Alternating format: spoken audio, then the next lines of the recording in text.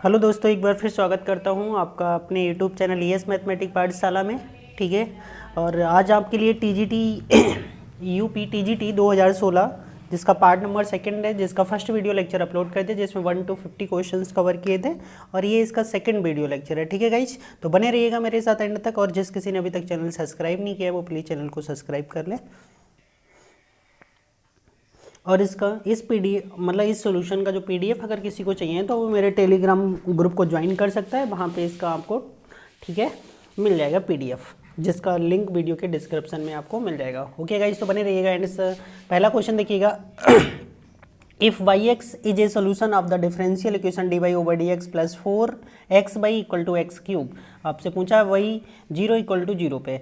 और गाइस एक चीज़ मैं बता दूं आपको, यहाँ पे जो ये लिखा होता है ठीक है ये x होता है। ठीक है, तो x 0 पे बाई कितना आने वाला है, 0 आने वाला है। इस चीज़ को आप ध्यान रखिएगा। तो इन्होंने आपसे पूछा है लास्ट में कंडीशन और पूछी है कि by x at the limit x tends to 0 पे क्या आने वाला है। तो गाइस क्वेश्चन थोड़ा लंबा हो जाएगा क्योंकि इसमें बहुत सारी चीज़ें पूछ ली हैं आपसे, डायरेक्ट नहीं कर पाएंगे। तो सबसे पहले क्या करना है गाइज, इसको ये दिया हुआ है, अब हमको दिख रहा होगा कि ये लीनियर इक्वेशन है, किसमें, बाई में। ये होती है लीनियर इक्वेशन की हमारी standard form, d y over d x plus p y equal to q. ठीक है गाइज, तो हम यहाँ से क्या निकालते हैं, यहाँ से पी और क्यू हमें निकालना होता है। तो पी और क्यू कंपेयर करके निकाल लिया।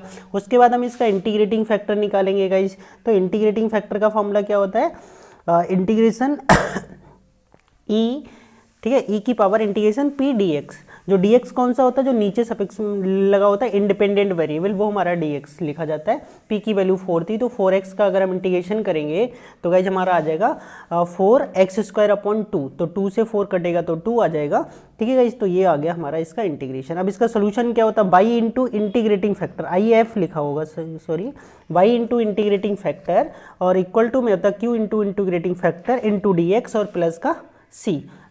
ठीक है गाइज, अब यहाँ पे वैल्यू लगा दीजिएगा। वैल्यू लगाने के बाद सबकी इसको इंटीग्रेट कर लेना है। तो गाइज क्या करना है, x² की जगह t ले लेंगे, इसका डिफ्रेंसिएशन करेंगे तो 2x dx किस में चला जाएगा, dt में चला जाएगा। अब आप बताइएगा यहाँ पे x क्यूब है, x क्यूब में एक x² अलग कर दिया और एक x अलग कर दिया। ठीक है गाइज, तो x और वो dx हमारा dt में चला गया। यहाँ पे x² आया होगा तो t, और यहाँ पे आ गया होगा 2t²।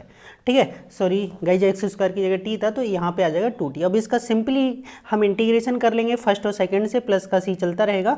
ठीक है गाइज, इंटीग्रेशन सभी लोग कर लेंगे, कोई प्रॉब्लम नहीं आएगी। वही फर्स्ट और सेकंड से इंटीग्रेशन करना है। इंटीग्रेशन करने के बाद यहाँ पे जो हमारा आने वाला है उसको समझिएगा, ये हमारा इसका सोल्यूशन आ गया। ठीक है गाइज, अब हमसे पूछा क्या गया था, ये तो हमारा सोल्यूशन है, बट सोल्यूशन ऐसे नहीं पूछा गया था। एक अभी जो कांस्टेंट है ना, इसकी वैल्यू भी निकालना है। तो y 0 इक्वल टू 0 पे कितना दे रखा, 0, अर्थात x की वैल्यू 0 लगाने पे y कितना मिल रहा है, 0। तो x की जगह हम 0 लगाएंगे। ठीक है, तो y भी हमें क्या मिलने वाला, 0। तो जहाँ जहाँ भी हमारा x था वहाँ 0 लगा देंगे, और y की वैल्यू भी क्या हो जाएगी, 0। तो यहाँ से c की वैल्यू जो आ गई 1/8। अब ये हम ऊपर वाली इक्वेशन में पुट कर देंगे। अब हमारे लिए ये बाई एक्स ये सोल्यूशन मिल गया इसका। ठीक है, अब इस सोल्यूशन में गाइज हमें क्या करना है, तो यहाँ पे चाहे तो बाई एक्स लिख सकते हो, यहाँ पे जो e की पावर 2x था इससे कर दिया डिवाइड इधर। ठीक है, तो ये भी कट जाएगा, ये कट जाएगा, यहाँ नहीं है तो 8 की पावर में नेगेटिव में पहुँच जाएगा। उसके बाद बाई एक्स, ठीक है, इसको x टेंड्स टू 0 पे जब हम सॉल्व करेंगे, देखो बेटा यहाँ भी x है, 0 हो जाएगा, यहाँ पे पावर में x है, तो किसी की पावर अगर 0 होगी तो वो 1 हो जाएगा। तो यहाँ से आने वाला है माइनस का 1/8 और यहाँ से आने वाला प्लस का 1/8। तो ये प्लस है 1/8 और माइनस 1/8 कितना हो जाएगा, 0। गाइस ये क्वेश्चन इसलिए लंबा हो गया क्योंकि ये टिपिकल थोड़ा था, 1-2 क्वेश्चन आ जाते हैं पेपर में टिपिकल, और टिपिकल तो नहीं बोल सकते इतना क्योंकि वो लेंथी इसलिए था कि कई कंडीशनें निकलवा ली थी आपसे। ठीक है, आगे नेक्स्ट क्वेश्चन आसान हो जाएंगे। यहाँ पे पूछा है the solution of the differential equation x plus 2y³ dy over dx equal to y। तो कौन सा इसका सोल्यूशन होगा, तो इसको भी गाइज हम लीनियर फॉर्म में कन्वर्ट करके क्वेश्चन को सॉल्व कर सकते हैं। अब आप देख रहे हो यहाँ हम क्या किया है, बाई को इस साइड ले आए और dx अपॉन dy को उस साइड ले गए। ठीक है गाइज, अब क्या करना है, हमने यहाँ से बाई अपॉन एक्स वाली टर्म को इधर ले आए और ये इधर आ गया। तो ये हमारी अभी लीनियर बन गई। अभी ऊपर वाला पड़ा था लीनियर इन x बाई में पड़ा था, और ये लीनियर इन x में हो गया। तो गाइज लीनियर x और लीनियर बाई में क्या डिफरेंट करते हैं, वो चीज़ यहाँ पे रखिएगा। जो हमारा इंडिपेंडेंट वेरिएबल होता है, इंडिपेंडेंट का मतलब जिसके रिस्पेक्ट में हम डेरिवेटिव करते हैं, वो हमारा यहाँ पे रहना है। ठीक है गाइज, और यहाँ पे जो वन अपॉन एक्स का कॉपिशेंट कितना माइनस वन अपॉन बाई ये पी हो जाएगा, तो क्या होता है ई की power integration P D x, P कितना माइनस का वन अपॉन बाई, और वन अपॉन बाई का इंटीग्रेशन कितना हो जाएगा बेटा लॉग में हो जाएगा, और ये माइनस ऊपर आ जाएगा तो ये वन अपॉन बाई हो जाएगा, बाई की पावर माइनस वन अर्थात माइनस वन अपॉन बाई, और ये जो अगर लॉग में दिखता है तो सिर्फ यहाँ का बेस बचता, तो वन अपॉन बाई इसका क्या हो जाएगा इंटीग्रेटिंग फैक्टर। तो सोल्यूशन वहाँ वाई इंटू लिखा था क्योंकि वहाँ पे हमारा बाई डिपेंडेंट वेरिएबल था, यहाँ पे एक्स डिपेंडेंट वेरिएबल है, तो एक्स इंटू इंटीग्रेटिंग फैक्टर हो जाएगा बेटा, इधर भी यही हो जाएगा। ठीक है, अब हम क्या करना है, यहाँ पे वो इंटीग्रेटिंग फैक्टर जो आया था वो लगा दीजिएगा, तो एक बाई से एक बाई कैंसिल हो जाएगा, टू बाई का करेंगे by square upon two, two से टू कैंसिल हो जाएगा, और ये हमारा करेक्ट रिजल्ट हो जाएगा। ठीक है दोस्तों, तो आगे बढ़ते रहिएगा। नेक्स्ट क्वेश्चन देखते हैं, कुछ क्वेश्चन टिपिकल होंगे, कुछ आसान भी होंगे, कुछ टाइम टेकन होंगे, तो कुछ बहुत जल्दी हो जाएंगे। अगला क्वेश्चन देख लेते हैं, इसमें लिखा था solution of the differential equation 1 + 3x dy minus 1 minus 3y d x equal to 0, यहाँ पे y 1 इक्वल टू 0, अर्थात यहाँ पे इसका मतलब गाइस क्या है, x की वैल्यू 1 लगाने पे y कितना मिलेगा आपको 0 मिलेगा, क्योंकि होता क्या है बाई x होता है बेटा यहाँ पे, और यहाँ पे जो आया वो y की वैल्यू निकल के आती है, इसका मतलब हमें x लगाना है और y मिल जाएगा। ठीक है, तो अब यहाँ पे देखिएगा करना क्या है, इस क्वेश्चन में हमने इस क्वेश्चन को किया एक तरफ, ठीक है, और ये वेरिएबल सेपरेट कर लिए बेटा, वेरिएबल सेपरेट क्योंकि आसानी से x x की साइड में y की साइड में चला गया, तो इसे वेरिएबल सेपरेबल फॉर्म बोलते हैं, और डायरेक्ट इंटीग्रेबल है क्योंकि नीचे वाले का जो डिफरेंशिएशन है ना बेटा वो ऊपर लिखा हुआ है, 1 का 0 हो जाएगा और -3y का -3 हो जाएगा, तो -3 नहीं था तो इसलिए -3 से हमने क्या कर दिया बेटा यहाँ पे डिवाइड कर दिया। ठीक है, और यहाँ पे तो ये भी यही कंडीशन है, तो यहाँ भी 3 से डिवाइड कर दिया। आपको जो भी पता होगा कि अगर हमारा x के साथ जो भी मल्टीप्लाई में होता है तो जो इंटीग्रेशन करते हैं तो उससे हमें क्या करना होता है डिवाइड करना होता है बेटा, तो यहाँ पे इधर 3 आ जाएगा, इधर -3, सुविधा के लिए हमने इधर भी 3 ही ले लिया, तो सबके 3 से 3 क्या कर दें कैंसिल कर दें, तो इधर ये जो बच्चा है माइनस के साथ, ठीक है, और ये प्लस के साथ है। ठीक है, तो ये दोनों, यहाँ पे एक चीज़ और समझिएगा बेटा कि हमने क्या करा है, यहाँ पे जो c था इसको हमने नेगेटिव में लिया है, इसको किस में लिया बेटा नेगेटिव में लिया है, जब हम इसको नेगेटिव में लेंगे तभी ये कितना हो जाएगा हमारा c हो जाएगा।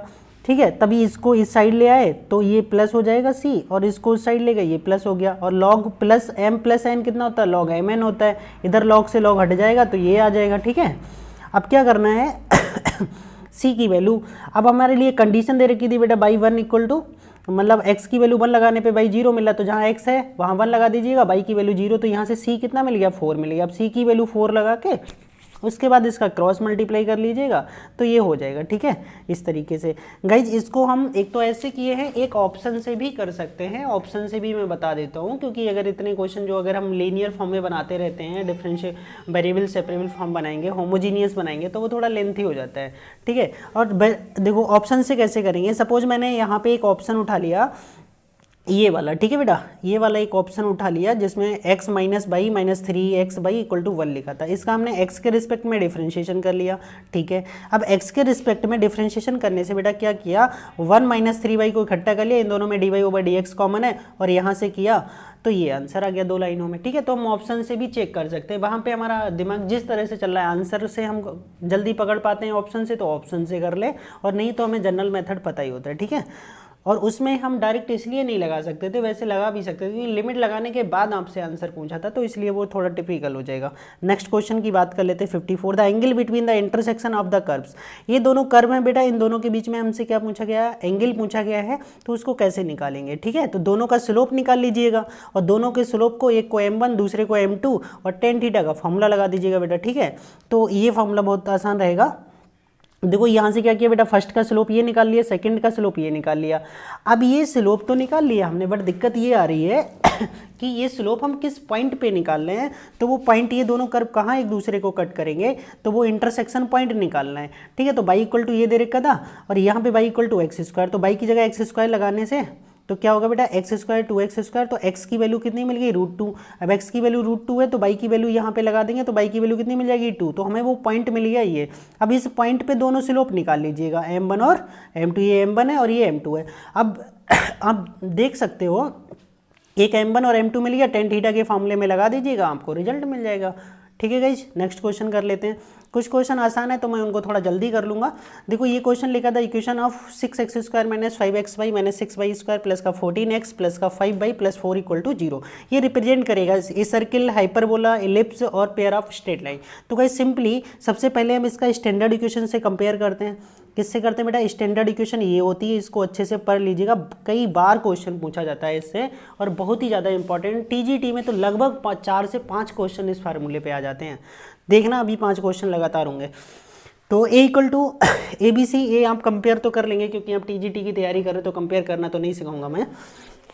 उसके बाद हम गाइस क्या चेक करते हैं? डेल्टा। ये डेल्टा की वैल्यू होती है a B c plus 2FGH minus AF² minus BG² minus का CH²। ठीक है, अब हमने डेल्टा में जब लगाया तो डेल्टा की जो वैल्यू आई है गाइस वो क्या निकल के आ गई? 0 निकल के आ गई। अगर डेल्टा 0 निकल के आ जाता है, ठीक है, तो वो पेयर ऑफ स्ट्रेट लाइन को रिप्रेजेंट करता है। साथ में क्या लिखा हुआ है? a प्लस बी बी 0 आ गया, a प्लस बी बी 0 आ गया, तो पेयर ऑफ स्ट्रेट लाइन करेगा, साथ में परपेंडिकुलर भी हो जाता है। अगर हमारा डेल्टा 0 हो और साथ में a प्लस बी बी 0 हो, साथ में a प्लस बी बी 0, केवल डेल्टा 0 तो pair of straight line, pair of straight line को रिप्रेजेंट करेगा, और साथ में a प्लस बी 0 है तो perpendicular pair of straight line को रिप्रेजेंट करेगा। ठीक है गाइस, आपको बता दूं तो, और ये जो इलिप्स होता है, हाइपरबोला होता है और पैराबोला होता है, इनमें डेल्टा हमारा 0 नहीं होता है। अगर डेल्टा 0 आ गया तो आप ऑप्शन क्या लगाएंगे? पेयर ऑफ स्ट्रेट लाइन लगाएंगे। ठीक है गाइस, अगला क्वेश्चन फिर इसी तरह से पूछ लिया और सेम कोनिक दिया है, उसका फिर से उसी से कंपेयर करेंगे बेटा।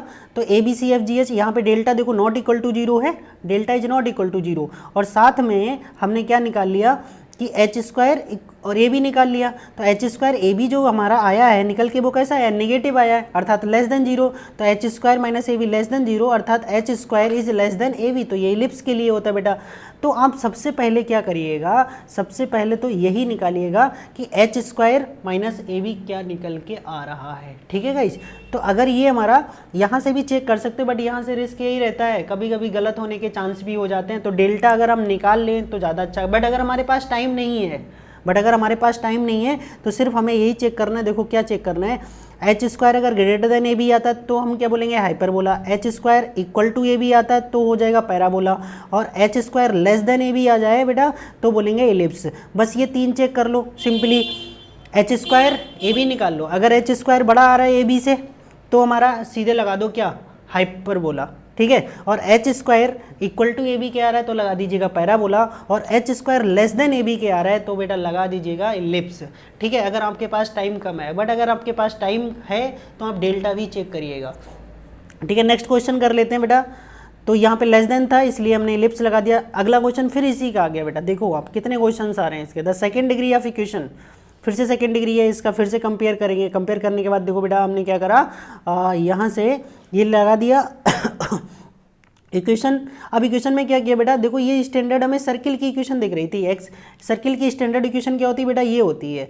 ठीक है, आप चाहो तो जब 2HXY ना दे रखा हो, H इक्वल टू 0 दे रखा हो, तो वो सर्किल की इक्वेशन में कन्वर्ट हो जाता है। x² plus y² plus 2gx plus 2fy plus c equal to 0। तो इस इक्वेशन की इससे कंपेयर ना करके बेटा आप इस वाले से कंपेयर करेंगे तो ज़्यादा बेटर रहेगा। जब आपका 2HXY वाला टर्म नहीं हो तो आप कंपेयर इसी से ही करेंगे जिसमें x² और y² का कोफिशिएंट सेम होना चाहिए। x² y² का कोफिशिएंट सेम है और h 0 है तो वो हमेशा सर्किल को रिप्रेजेंट करेगा, ये आप समझ लीजिएगा। ठीक है गाइस, तो आप अगर नहीं भी निकालते तो भी डायरेक्ट लगा सकते थे, सर्किल होगा। ठीक है, बट सर्किल के लिए कैसा सर्किल होगा? इन्होंने पॉइंट बोला बेटा, पॉइंट भी एक सर्किल ही होता है, बट पॉइंट एक सर्किल, ये सर्किल है। बट अब यहाँ पे क्या है, ये रेडियस 0 का है तो हमें इसकी रेडियस यहाँ पे चेक करनी पड़ेगी। तो रेडियस का बेटा फार्मूला क्या होता है? यहाँ से कंपेयर करके GFC निकाल लेंगे तो ये फार्मूला होता है। यहाँ पे निकाला तो रेडियस हो गई 0, और रेडियस 0 का सर्किल आपको पता है सिर्फ एक पॉइंट बनता है, इसलिए आंसर हो जाएगा रिप्रेजेंट ए पॉइंट। तो ये सर्किल भी क्या होता है? पॉइंट भी गोली तो होता है, तो वो मतलब 0 रेडियस का सर्किल होता है। तो यहाँ पे ऑप्शन गलत होने के चांसेस इसलिए थे कि बच्चे देख के इसको सर्किल लगा देंगे, बट रेडियस बिना निकाले अगर आपने सर्किल लगा दिया तो आपका आंसर गलत हो जाएगा। नेक्स्ट क्वेश्चन देखते हैं बेटा। नेक्स्ट क्वेश्चन लिखा है, if the equation 3x² plus 7xy plus 2y² plus 5x plus 5y equal to k। तो ये किस, ठीक है, ये represent a pair of straight, ये पेयर ऑफ स्ट्रेट लाइन को रिप्रेजेंट करता है बेटा। तो डेल्टा हमें 0 लेके चलना है। ठीक है, डेल्टा को 0 लेके चलना है, के की वैल्यू निकाल देना है।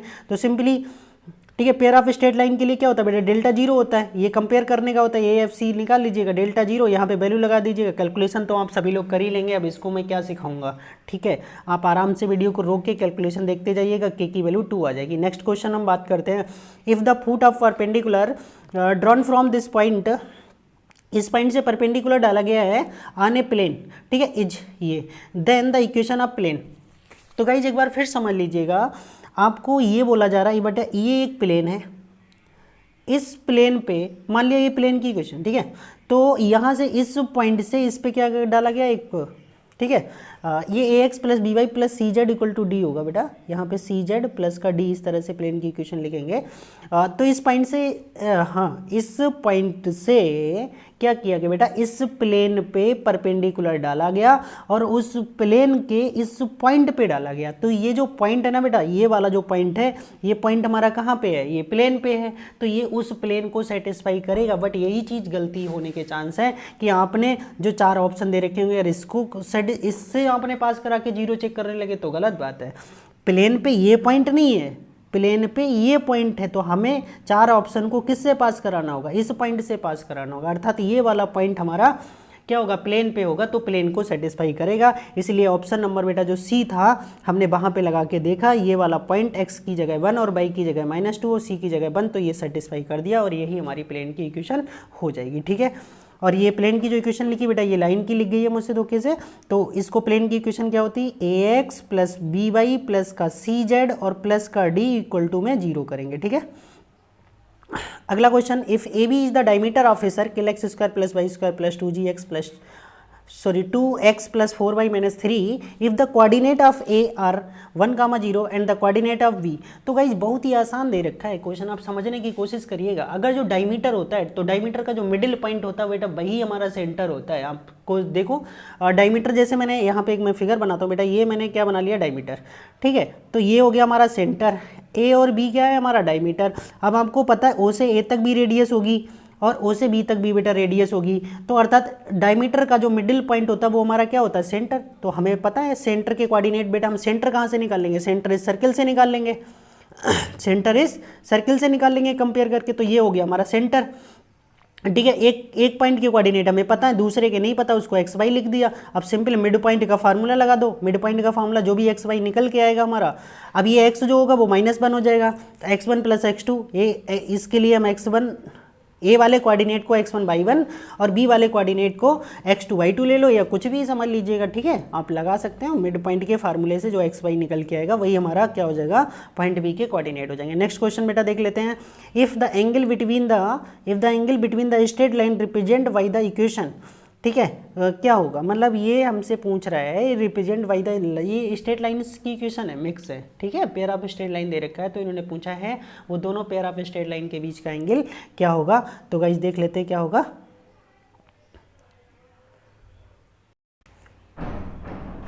तो देखिएगा बेटा, ये जो हमारा पेयर ऑफ दे रखा है इसका हम कंपेयर करेंगे, कंपेयर उसी इक्वेशन से करेंगे, a x square plus 2hx plus b y square plus 2gx से। तो यहाँ से हमें सब कुछ निकालने की जरूरत नहीं होती है, एंगल निकालने के लिए सिर्फ ए बी और एच की जरूरत पड़ती है, ठीक है बेटा। तो ये फॉर्मूला होता है tan theta equal to 2√h² minus a b upon a plus b. तो यहाँ पे हम ये वैल्यू लगा देंगे, तो यहाँ से हमारा जो निकल के आ रहा है बेटा, वो निकल के आ रहा है ये, ठीक है। कितना निकल के आ रहा है, 25/4 अपॉन में 2 आ रहा है। तो 25/4 ये प्लस माइनस कितना हो जाएगा, 2 से 2 कट जाएगा, नीचे आपका कितना आ रहा है बेटा, -5। यहाँ पे माइनस लगा नहीं है, ये -5 होगा, ठीक है बेटा। तभी हम क्या करेंगे, यहाँ से जो हम साइन लेंगे, ऊपर 2 से 2 कट जाएगा, तो ऊपर +-5 आ रहा है, नीचे हमारा -5 आ रहा है, तो हम नेगेटिव साइन ले लेंगे यहाँ से। तो ऊपर नेगेटिव नीचे नेगेटिव, तो कट के कितना हो जाएगा 1, और 1 कितनी वैल्यू होती है 45। अगर हम -1 ले लेते गाइज, ऊपर -5 ले लेते तो 135 आता, 135 हमारा एंगल दे नहीं रखा है, तो इसलिए हमने वो नेगेटिव साइन ले लिया, ठीक है। अगला क्वेश्चन अगर हम बात करें, in the conic L upon R 1 + e cos theta the sum of the reciprocal the segment of any focal कोड। फोकल कोड का बेटा मतलब क्या होता है, जो हमारी कहाँ से जाए, फोकस से होती हुई, एक ऐसी लाइन जो फोकस से होती हुई जाए और जो हमारा पैराबोला है ना उसको 2 जगह पे कट करे, तो वो हमारी क्या बन जाएगी फोकल कोड। और फोकल कोड का हाफ हाफ मतलब एक फोकस से ऊपर और एक फोकस से नीचे, वो दोनों हमारे क्या हो गए, उसके पार्ट्स हो गए, और उनका भी रेसिप्रोकल पूछा गया है। तो देखिएगा मैं क्वेश्चन के माध्यम से समझाता हूँ आपको।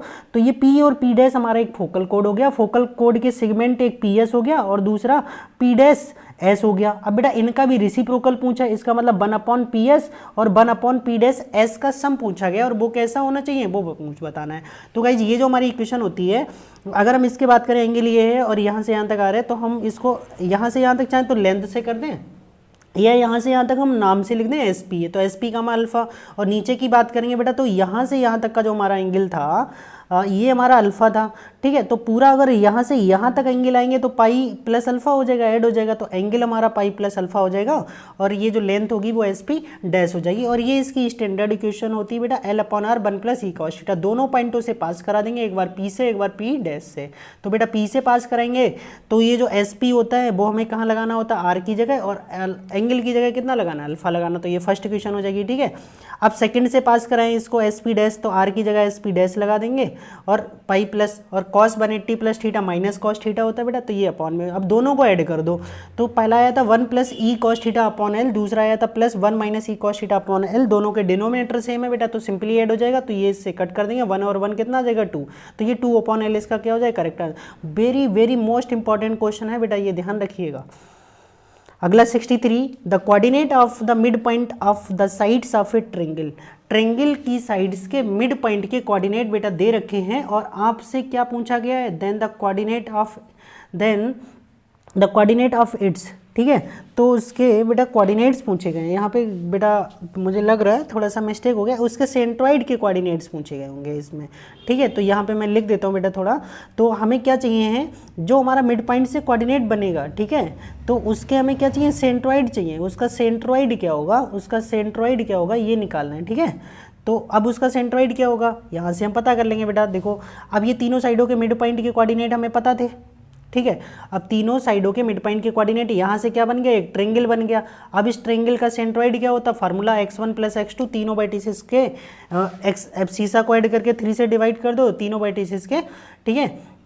क्या करना, ऑर्डिनेट को ऐड करके 3 से डिवाइड कर दो, जो आंसर आएगा वो हमारा क्या हो जाएगा, उसका सेंट्रॉइड निकल जाएगा, ठीक है बेटा। अगला क्वेश्चन देखिएगा, if the value of a such that the vectors 2i - j + k, i + 2j - k and this are coplanar. अगर तीन वेक्टर बेटा कोप्लेनर हो तो उनके कोपिसेंट से बना जो डिटर्मिनेंट होता है वो क्या हो जाएगा, 0। कोप्लेनर का मतलब एक मतलब प्लेन में है तो वहाँ से कोई ट्रेंगल नहीं बनेगा।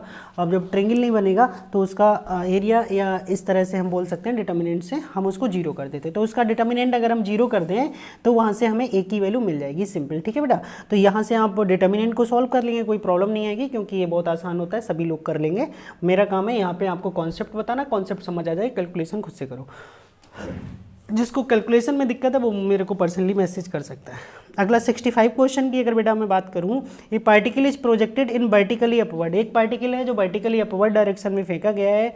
If after time t1 and t2 times, ठीक है, its height is h, then h is, मतलब हाँ ये पूछा गया है t और t2 टाइम के बाद जो इसकी हाइट है वो h है, तो हमारा h क्या होगा ये पूछा है। सिंपल बेटा, हम अगर बात करें जब हम किसी पार्टिकल को ऊपर फेंकते तो ये फॉर्मूला होता है h = ut + ½ gt²। बट एक चीज़ ध्यान रखिएगा, जब हम नीचे से बॉडी को ऊपर फेंकते तो g हमारा कैसा होता है, नेगेटिव होता है, इसलिए फार्मूला कितना हो जाएगा बेटा, ये हो जाएगा माइनस में, ठीक है। तो अब देख लीजिएगा, T1 और T2 टाइम के बीच की जो कंडीशन दे रखी थी वो आपको दे रखी थी ये, ठीक है। अब यहाँ से देखो, इसका हमने क्या कर लिया बेटा, एलसीएम ले लिया। एलसीएम में ये 2 जो था हाफ वाला वो क्रॉस मल्टीप्लाई से इधर आ गया और 2ut भी हो गया।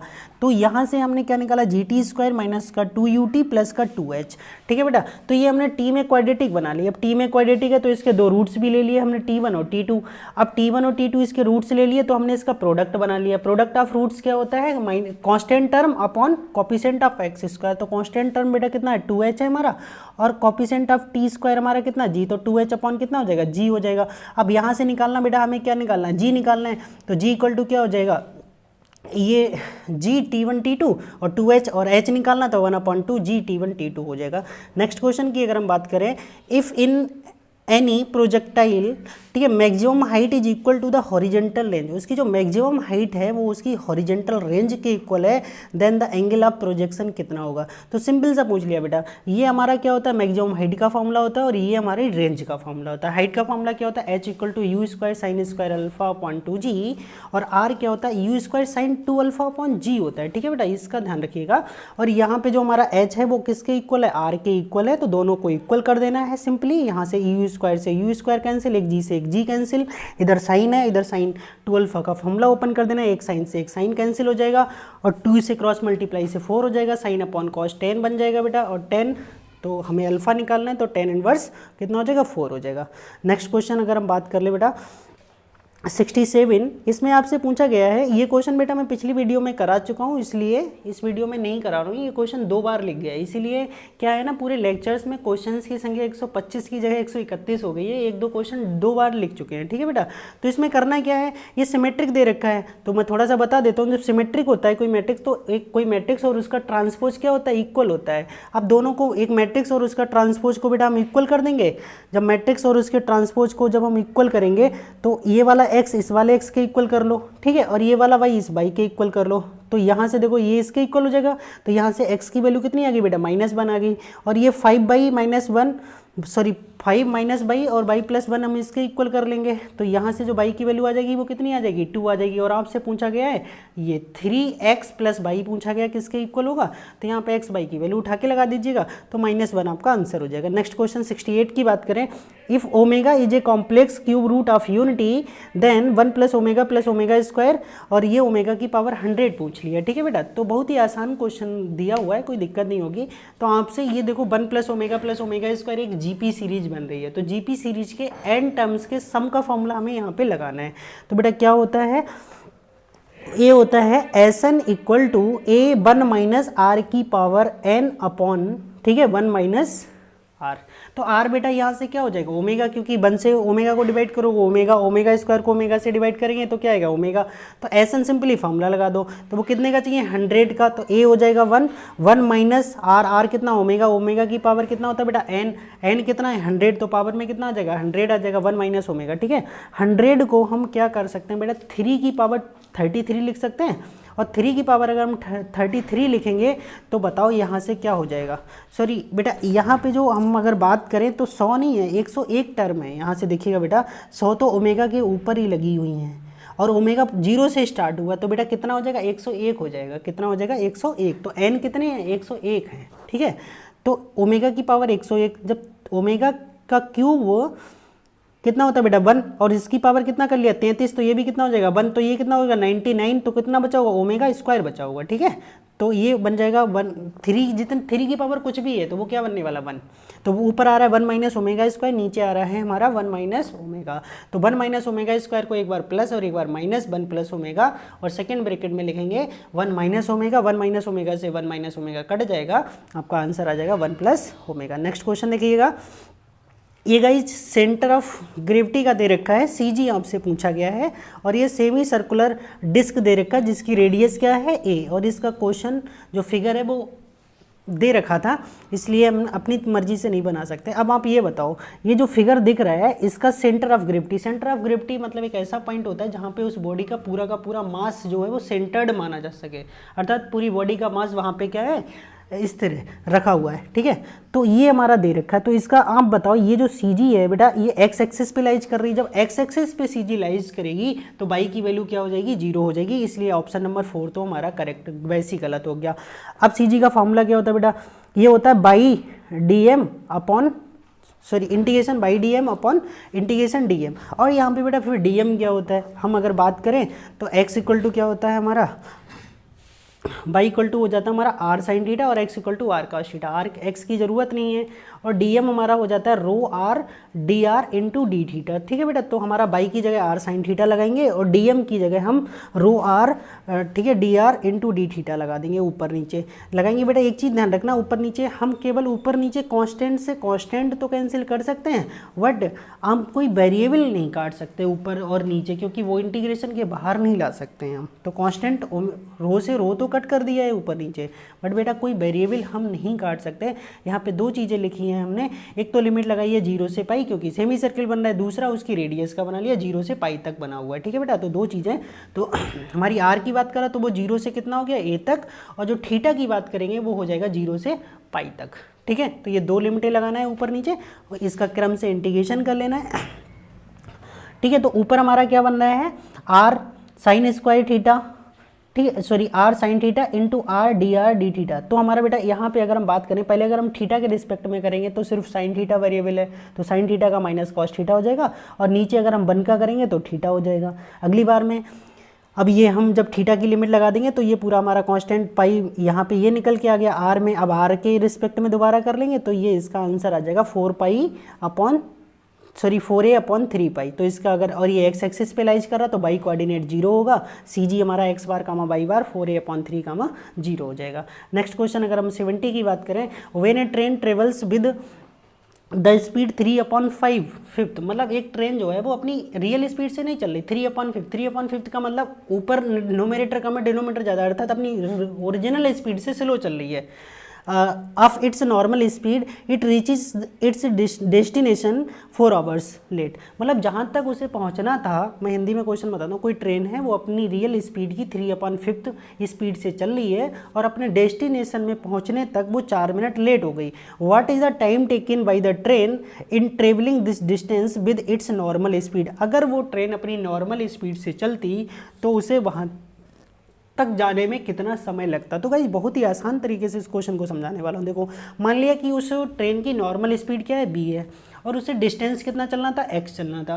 गाइस एक चीज़ बताओ, जब वो अपनी स्पीड स्लो से चली तब भी उसने डिस्टेंस तो x ही कवर करी होगी, अगर वो अपनी रियल स्पीड से चलती तब भी, जैसे आपको कहीं से सपोज करो लखनऊ से दिल्ली जाना है, ठीक है, तो चाहे आप स्पीड तेज़ लेके जाओ या स्पीड स्लो करके जाओ, आपको डिस्टेंस तो लखनऊ से दिल्ली तक की बराबरी कवर करनी पड़ेगी। तो दोनों केस में डिस्टेंस बराबर चलना है, ठीक है। तो दोनों केस में हम डिस्टेंस निकाल लें और दोनों की डिस्टेंस को इक्वल कर दें, x की वैल्यू मिल जाएगी हमारे लिए, ठीक है बेटा।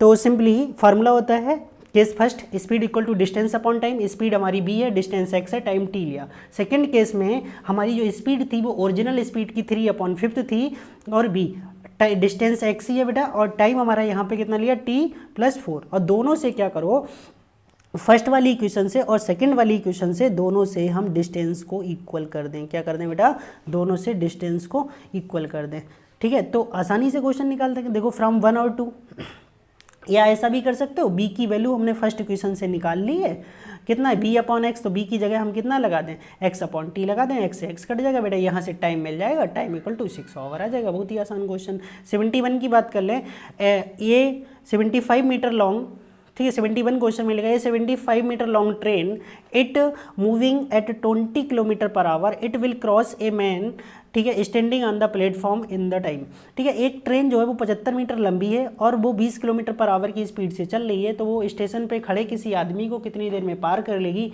गाइज मैं आपको एक चीज़ बताना चाहता हूँ, जब भी कोई खंबा खड़ा हो, कोई व्यक्ति खड़ा हो, ठीक है, तो ऐसी चीज़ों में उसकी लंबाई, व्यक्ति की लंबाई या वो जो खंबा है उसकी लंबाई को हम काउंट नहीं करते। अगर यहीं पर इस गाड़ी को प्लेटफॉर्म को पार करना होता तो हमें प्लेटफॉर्म की लंबाई भी ऐड करनी पड़ जाती, क्योंकि प्लेटफॉर्म कोई ऐसा तो है नहीं एक पॉइंट है, प्लेटफॉर्म हो सकता है 100 मीटर है, 200 मीटर है, 1 किलोमीटर का है, बट जो व्यक्ति होता है गाइज उसकी हम ये नहीं करते कि व्यक्ति 1 किलोमीटर तक लेंथ में खड़ा है या 2 किलोमीटर तक खड़ा है, तो उस चीज़ को हमें माने नहीं रखना पड़ता। सिर्फ और सिर्फ हमें ये देखना होता है ट्रेन को कितना चलना है। 75 मीटर की लंबी ट्रेन है तो ट्रेन को अपनी लंबाई के बराबर ही क्या करना पड़ेगी, डिस्टेंस कवर करनी पड़ेगी।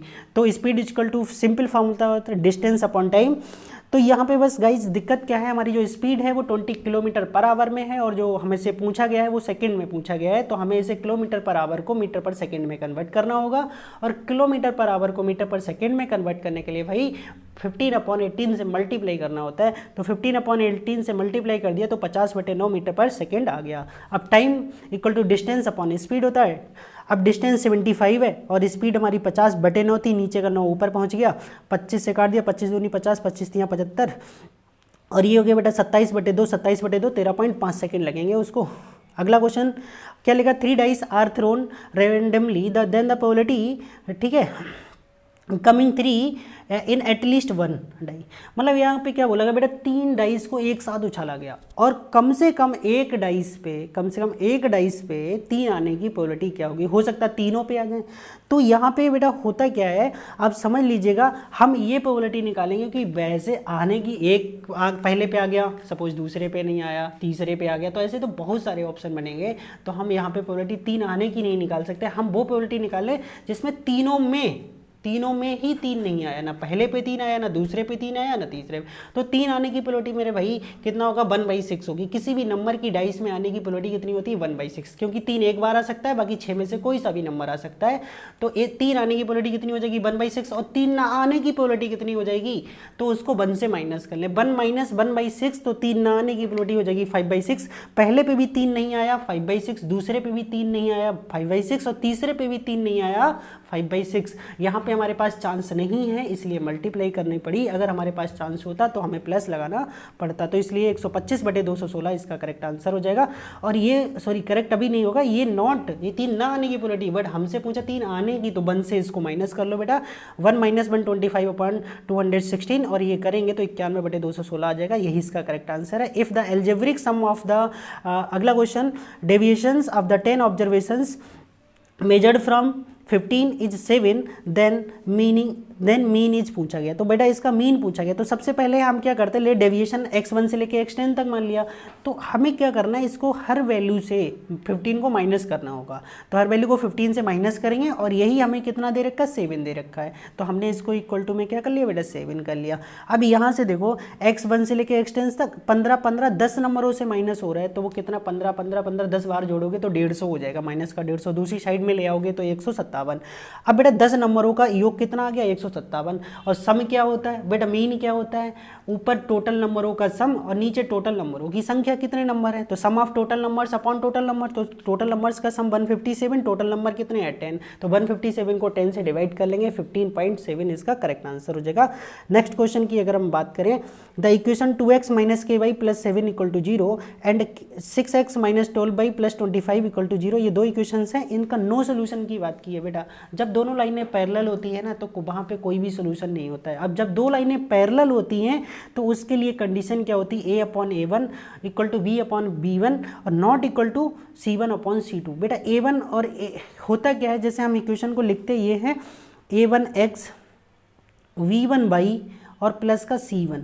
तो पहली इक्वेशन को इस तरह, x का कोफिशिएंट पहली इक्वेशन का a1, पहली इक्वेशन का y का कोफिशिएंट b1 और जो कांस्टेंट टर्म होता है उसको c1। तो बेटा यहाँ से समझिएगा इस चीज़ को, पहली इक्वेशन में x का कोफिशिएंट 2 है, दूसरी इक्वेशन में x का कोफिशिएंट 6 है, तो 2/6 हो जाएगा। और इसमें हमारा y का कोफिशिएंट -k है और दूसरे में y का कोफिशिएंट -12 है। इन दोनों को सॉल्व कर लीजिएगा, k की वैल्यू आ जाएगी। अगर नॉट इक्वल टू पूछता तो बेटा हम थर्ड के साथ ले लेते किसी इक्वेशन को, तब भी रिजल्ट निकाल लेते, ठीक है।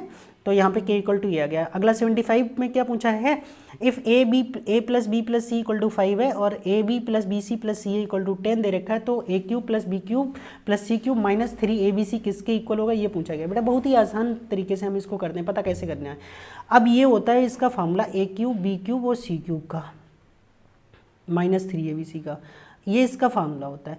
अब आपके पास जो पता है वो आपको a + b + c पता है, ab + bc + ca पता है, ठीक है। तो हमें ये स्क्वायर नहीं पता था। अब गाइज एक चीज़ बताऊँ मैं आपके लिए, ये फार्मूला होता है a + b + c के होल स्क्वायर का। तो हमें इसके साथ +2ab + 2bc + 2ca चाहिए था, बट हमारे पास -ab -bc -ca, तो हमने क्या किया बेटा, ये दो जोड़ दिए और दो को ही माइनस कर दिया, मतलब यही सभी दो जोड़ दिए और सभी के दो माइनस कर दिए। तो जो जोड़ दिए वो तो होल स्क्वायर बन गया, और जो हमने दो माइनस की और एक पहले से था हमारे पास, तो वो 3 बन गए और 3 कर लिया कॉमन। अब हमें ये पता है 5 का स्क्वायर बेटा 25 हो गया, ये पता था 10 की 3 से मल्टीप्लाई करी 30 हो गया, और 30 में से 25 गया -5 और -5 की 5 से मल्टीप्लाई करी तो माइनस का 25 हो जाएगा, और यही इसका करेक्ट आंसर हो जाएगा। अगला क्वेश्चन 16 की अगर हम बात करें, 76 की बात करें, इफ लॉग ठीक है, कितना लिखा है 4, बेस में x लिखा है, log 16 base x log 64 base x equal to 12। बहुत ही अच्छे तरीके से करेंगे बेटा, सबको सेम हम ऊपर इनका नंबर बना लें। तो 16 को 4 का स्क्वायर 2 आगे कर लिया, 64 का 4 का क्यूब आगे कर लिया, ठीक है बेटा, पावर बना के आगे कर लिया। अब जो जोड़ लो सबको, तो ये 1 है, ये 2 है और ये 3 है, कितने हो जाएंगे 6 हो जाएंगे बेटा। अब जो 6 बाहर लिखा है उससे हमने 12 को काट दिया, 2 आ गया। अब हम क्या करते हैं, जब इधर से लॉग हटाते हैं तो जो बेस होता है उसकी पावर में चला जाता है RHS का नंबर, जो भी लिखा 2, तो इधर बेस हमारा x की पावर 2 और ये हो जाएगा बेटा 4 2 की पावर 2। अब हमारी पावर इक्वल है तो बेस इक्वल करके लिख देंगे, तो x इक्वल टू कितना आ जाएगा 2। नेक्स्ट क्वेश्चन देखिएगा 77 लिखा, if A B C are in A P and X Y Z are in the G P then the value. Guys मैं आपको बता दूं, ऐसे क्वेश्चन कभी सॉल्व नहीं करने होते हैं। आप क्या करिएगा, यहाँ पे जीपी है तो इनकी पावर्स को ऐड कर लीजिएगा और जो पावर रिजल्ट निकल के आती वही आंसर हो जाएगा। देखो बी माइनस सी प्लस सी माइनस ए और प्लस ए माइनस बी। अब देखो ए से ए कटा, ए बी से बी कट गई, सी से सी कट गई, तो इनका क्या आ गया 0 आ गया। अब ये पावर में है बेटा, और किसी की पावर 0 होती तो उसका रिजल्ट कितना आता है 1 आता है, तो यही इसका करेक्ट आंसर हो जाएगा। आपको कुछ भी करने की जरूरत नहीं है, ठीक है। तो इसका आंसर कितना हो जाएगा 1 आ जाएगा और ऑप्शन करेक्ट हो जाएगा। चाहे तो आप इस तरीके से कर भी सकते हैं, तब भी आंसर हमारा 1 ही आएगा बेटा, ठीक है। आंसर कितना आया 1। अगर मैं सीधे बता दूँ आपको, पावर से कर सकते हो, पावर अगर आप किसी की जोड़ के 0 आ रही है तो 1 हो जाएगा, और डायरेक्ट जोड़ के 0 आ रहा है पावर में नहीं है तो आंसर 0 हो जाएगा। बस 2 चीज़ें याद रखिएगा, आप ओरली क्वेश्चन को सॉल्व कर लीजिएगा। वैसे तो वही हमने एपी की कंडीशन लगा दी बेटा, एपी की कंडीशन लगा दी, जीपी की कंडीशन लगा दी, फिर ये फॉर्मूला लिख दिया, ठीक है। बाई की जगह हमने जेड एक्स लिख दिया, ठीक है, जो हमारा लिखा था जेड एक्स, और बाई स्क्वायर था तो 1/2 पावर नीचे आ गई। फिर इसी को इकट्ठा किया, ये एक्स की पावर को, फिर इधर जेड की पावर को, इनको इकट्ठा किया, ठीक है। इकट्ठा करने के बाद 2b इक्वल टू हमारा क्या होता है c प्लस है, तो ये भी कट के 0 हो गया, इसकी पावर भी 0 हो गई। अब दोनों की पावर 0 तो वो कितना हो जाएगा 1। नेक्स्ट क्वेश्चन देख लेते हैं 78, 1 upon log x base 2, 1 upon x base में बेटा बदलता जा रहा है, एक्स ऊपर सेम है हमारा, ठीक है। तो जो 1 अपॉन होता है इसको हम ऊपर कर सकते हैं, फिर से क्या कर सकते हैं बेटा, ऊपर भी कर सकते हैं। कैसे ऊपर करना है वो चीज़ समझिएगा। देखो एक चीज़ समझ लीजिएगा, यहाँ पे क्या होता है बेटा ये, और इसका फॉर्मूला ऐसे खुलता है, अगर हमारा बेस लिखा है तो उसको ऊपर और जो हमारा बेस में है उसको नीचे कर देते हैं। तो अब इसको ऊपर ले जाएंगे तो ये इस तरीके से हो जाएगा, ठीक है। तो log 2 बटे कितना हो जाएगा log x हो जाएगा। अब सबका बेस बेटा सेम है, अब सबका बेस सेम है तो सारे ऊपर के नंबर ऐड हो जाएंगे, ऊपर के नंबर को ऐड करोगे तो ये सब लॉग जब मल्टी प्लस में होता है तो वो मल्टीप्लाई में कन्वर्ट हो जाता है। तो 1 से लेके क्या करना बेटा 150 तक के नंबर है, ये 1 से लेके 150 तक के नंबर है, सॉरी 50 तक के नंबर है। अब 1 से लेके 50 तक के नंबर जो हैं इन सब की क्या करनी है, ये मल्टीप्लाई करनी है, इन सब की क्या करनी है मल्टीप्लाई करनी है। तो 1 से 50 तक के नंबरों को हम क्या लिख सकते हैं, फैक्टोरियल 50 लिख सकते हैं बेटा। कितना लिख सकते हैं, फैक्टोरियल 50 लिख सकते हैं। और इसको जैसे अभी आप एक चीज़ देखिएगा कि अगर जब ये लिखा था तो इसको हम ऐसे भी तो लिख सकते हैं 1 अपॉन में, जो ऊपर नंबर है वो कहाँ आ जाएगा, बेस में आ जाएगा। जो ऊपर नंबर है वो कहाँ आ जाएगा बेटा, बेस में आ जाएगा। तो बेस में कितना आने वाला फैक्टोरियल 50, और फैक्टोरियल 50 किस में लिखा हुआ है, ये ऑप्शन नंबर हमारा सी में लिखा, तो ऑप्शन नंबर सी क्या हो जाएगा हमारा करेक्ट हो जाएगा। Next 79, if H is a group of even order then it has an element A is not equal to identity satisfying, किसको सेटिस्फाई करेगा। तो गाइस बेटा हमारा क्या दे रखा है, ये हमारा जो जी एक ग्रुप दे रखा है किसका, इवन ऑर्डर का है। इवन ऑर्डर का मतलब ये होता है ग्रुप में जितने डिस्टिंक्ट नंबर ऑफ एलिमेंट होते हैं वही हमारा ग्रुप का ऑर्डर होता है। तो हमने यहाँ पे इवन ऑर्डर का था इसलिए हमने 4 ले लिया, ठीक है। E is the identity, A is the inverse of B ले लिया, ठीक है। तो यहाँ से अब एक चीज़ देखिएगा, और v is the inverse of c, b is the inverse of c. तो अब यहाँ पे एक चीज़ क्या है, ठीक है, तो एक चीज़ यहाँ से समझ लीजिएगा, यहाँ पे क्या रहेगा, let V is the inverse element ले लिया हमने किसका, सी का। Then A inverse equal to कितना हो जाएगा, ए हो जाएगा। ए इनवर्स इक्वल टू कितना हो जाएगा, ए हो जाएगा, ठीक है। और ए इनवर्स इक्वल टू ए हो जाएगा। तो बताओ इस ए जो इनवर्स है, अगर हम दोनों तरफ क्या करें, ए इनवर्स से या ए से मल्टीप्लाई कर दें तो कोई भी नंबर अगर हमारा ए खुद का कोई अगर इन्वर्स होता है तो आइडेंटिटी कितनी हो, उसका स्क्वायर कितना हो जाता है 1। कैसे हो जाएगा, अब आप दोनों तरफ अगर ए से मल्टीप्लाई कर दो, दोनों तरफ ए से मल्टीप्लाई कर दो बेटा, तो ए और ए इन्वर्स आइडेंटिटी बना देगा, और ए कितना ए स्क्वायर बना देगा। तो अर्थात तो ए का ऑर्डर किसी भी नंबर का जितनी पावर होती है, जितनी पावर में वो आइडेंटिटी देता है वो उस नंबर का क्या हो जाता है, ऑर्डर हो जाता है। तो ऑर्डर ऑफ ए कितना हो जाएगा, 2 हो जाएगा, ठीक है बेटा। यहाँ से मिल गया हमें ऑर्डर ऑफ ए कितना मिल गया, 2 मिल गया। तो अर्थात तो यही पूछा गया, तो ए स्क्वायर इक्वल टू कितना हो गया 2। और यही आपसे यहाँ भी पूछा है कि A is a group of even order then it has an element A is not equal to E satisfying। ठीक है, तो कौन सा होगा कि जो हमारा इसको सेटिस्फाई नहीं करेगा, तो ए स्क्वायर इक्वल टू ई जो होगा, अगर हम यहाँ से ले लें कि सी इनवर्स सी का है, सी इनवर्स कितना बेटा, हम मान लेते हैं सी का इनवर्स है हमारा, तो 1/c अगर हम करेंगे तो फिर वही आइडेंटिटी बनाएगा, तो सी का भी हमारा कितना हो गया, ये 2 हो गया, तो ए स्क्वायर इक्वल टू कितना आ जाएगा, आइडेंटिटी आ जाएगा। ठीक है बेटा, अगला हम बात करें, ए आइडेंटिटी नहीं है बट ए स्क्वायर आइडेंटिटी आ रहा है। ठीक है, अगला क्वेश्चन ये मैं पीछे वीडियो में करा चुका हूँ बेटा आपके लिए। ठीक है, तो इस वीडियो में नहीं करा रहा हूँ क्योंकि पीछे वाले लेक्चर्स में ये क्वेश्चन आ चुका है। वैसे क्या करना है, सिंपली इसका वही 0.0 फॉर्म बन रही है तो एल हॉस्पिटल रूल से डिफ्रेंसिएशन ऊपर नीचे करना है, आंसर आपके सामने बहुत आसान तरीके से आ जाएगा 81। तो इस वीडियो में बेटा मैं इतने ही क्वेश्चन कराता हूँ, बाकी 81 वीडियो से मैं अगली वीडियो में क्वेश्चन स्टार्ट करूँगा, वरना वीडियो बहुत लंबा हो जाएगा, फिर आपको देखने में इतना इंटरेस्ट नहीं आएगा। तो अगर क्वेश्चन अच्छे लगेंगे तो प्लीज़ चैनल को सब्सक्राइब कर लें, और इसका एक लेक्चर और होने के बाद इसका पीडीएफ लिंक जो है, मतलब इसका पीडीएफ अपने टेलीग्राम ग्रुप पे मैं सेंड कर दूंगा। ठीक है बेटा, तो thank you for watching this video.